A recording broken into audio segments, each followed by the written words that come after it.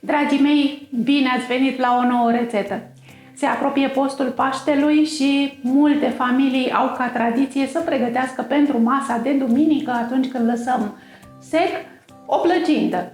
Ei bine, eu astăzi vă propun o rețetă de plăcintă sărată cu note de primăvară, adică cu codițe de ceapă verde și cu mărar. Plăcinta de astăzi se face foarte ușor pentru că, fiind sărbătoare, nici nu vrem să stăm mult în bucătărie. O facem cu foi cumpărate din acelea subțiri, o strângem ca pe un evantai, deci facem o plăcintă creață, o așezăm într-o tavă frumoasă, umplutura va fi bogată și gustoasă, vă asigur că veți avea cea mai bună plăcintă pe masă. Haideți să începem rețeta!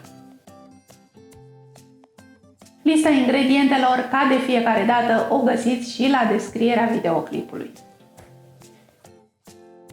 Iar dacă totuși mai căutați inspirație, o să vă las la descriere toată lista plăcintelor de pe canal. Avem acolo și plăcintă cu carne, avem și plăcintă cu spanac, avem și plăcintă cu iaurt și stafide, și cu iaurt și vișine din congelator, cu piersici, cu mere, cu dovleac.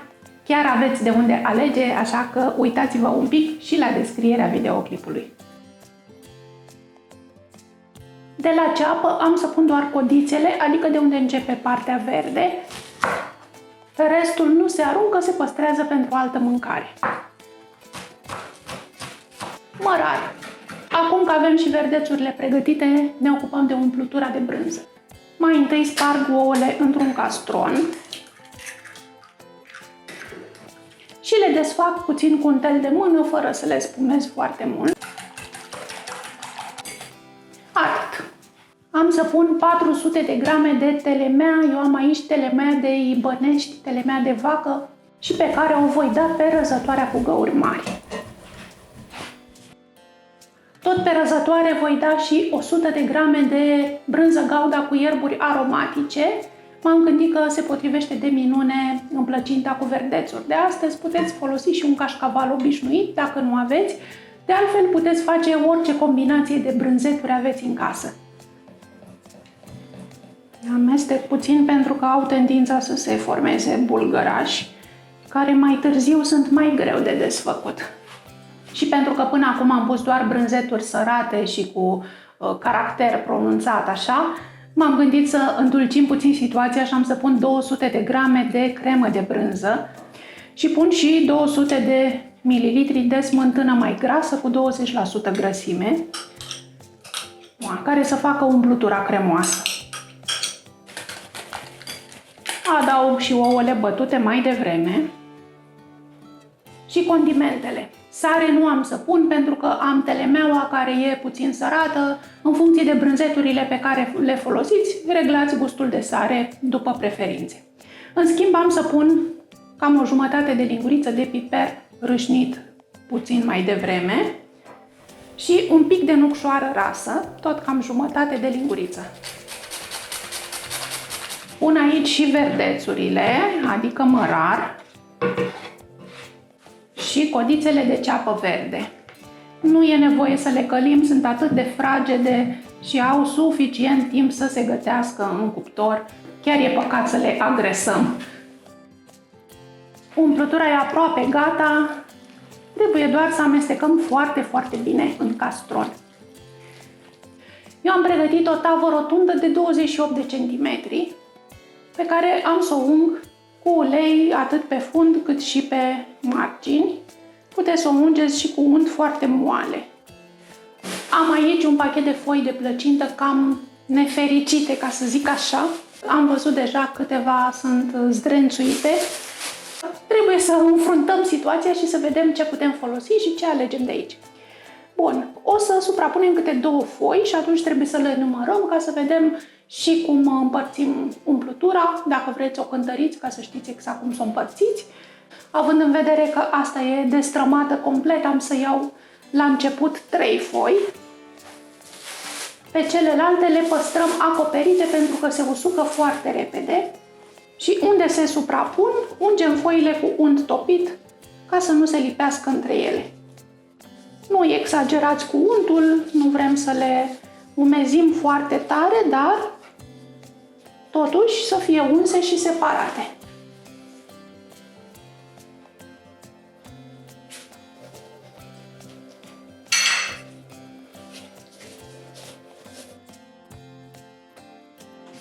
Ultima foaie nu o ungem pentru că aici vom pune umplutură.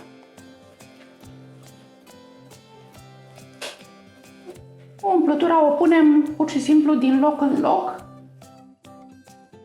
și încrețim foile ca pe un evantai. Așa. Apoi le așezăm în tavă, circular, începând de la exterior către interior. Adică iau foaia asta și o așez aici, în exterior. Următoarele două foi de plăcintă și din nou o porție de umplutură pusă din loc în loc pe toată suprafața foii. Și o pun aici. Și tot așa, din margine către centru mergem. Și le așezăm încrețite aici. Cu cât mai ciufulite, cu atât va fi plăcinta mai frumoasă. Și pe aceasta, ca să o punem mai ușor în tavă, o răsucim de pe masă și apoi doar îi facem loc aici în mijloc. Așa. Și plăcinta e aproape gata, trebuie să ne mai ocupăm de amestecul de turnat deasupra. Și pentru asta luăm un vas, de preferat un vas cu cioc, ca să ne fie ușor să turnăm. Pun aici untul care a mai rămas de la ungerea foilor. Am aici 2 ouă întregi și albuș și gălbenuș și 200 de ml de iaurt normal, iaurt cu 3,5% grăsime și dacă are zer, nu-l scurgeți, îl puneți cu tot cu zer aici. Un praf de sare, pentru că aici nu avem. Amestecăm totul foarte bine și turnăm amestecul peste plăcintă și aveți grijă să turnați și pe margini, să ajungă amestecul acesta peste tot și pe unde nu a ajuns, îl ajutăm noi puțin. O să presar frumusețea de plăcintă cu niște semințe și am aici niște semințe de negrilică, adică de chimen negru. Le prefer de data aceasta în loc de susan sau de mac sau de alte semințe pentru că sunt puțin picante, sunt puțin iuți și se potrivesc foarte bine cu gustul de ceapă verde și de mărar. Va fi acolo un regal de arome. Așa arată, dragilor, plăcinta care va merge la cuptor. Avem cuptorul preîncălzit la 180 de grade și o lăsăm acolo 45-50 de minute până când e frumos rumenită și crocantă deasupra. –